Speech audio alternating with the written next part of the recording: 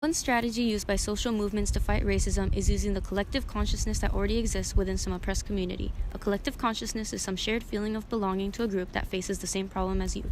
One movement that utilized this collective consciousness was the Asian American movement in the United States, which was active from the 1960s through the mid-1970s. This group claimed that Asians of all ethnicities in the United States share a common position of oppression due to anti-Asian racism.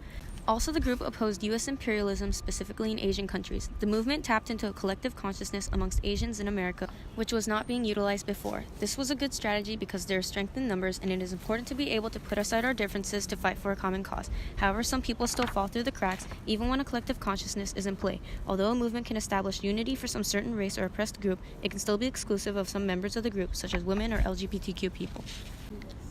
A second strategy that anti-racist activists use is to take advantage of mass media. An example would be the movement begun with the use of hashtag Black Lives Matter on social media after the acquittal of George Zimmerman in the shooting death of African-American teen Trayvon Martin in February 2013.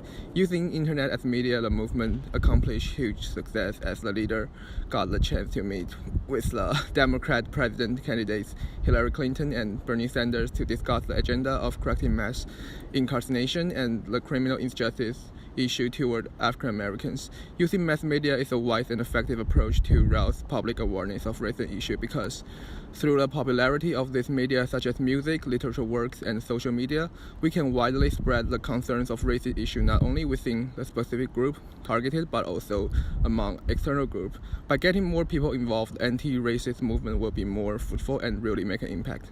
Civil disobedience is a key strategy in many anti-racist social movements. It plays an important role in the United States. Martin Luther King Jr. made civil disobedience the distinguishing feature of the civil rights movement in America. He organized and led peaceful protest marches for the black rights on voting, labor, and other civil rights. The movement also plays a big role in other countries too.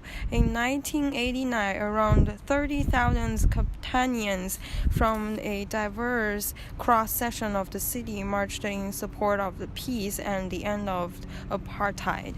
The U.S. Civil Rights Movement and the anti-apartheid movement were so successful mainly because they were both non-violent, but also because they were organized and had a clear goal. Violent confrontations used by small anti-racist groups like the Hosier anti-racist movement actually hurt the anti-racist cause by giving the opposition reason to label all members of anti-racist movements as violent criminals. Despite the differences, we should not ignore the meanings behind these movements, the freedoms, and the equalities that people work to have.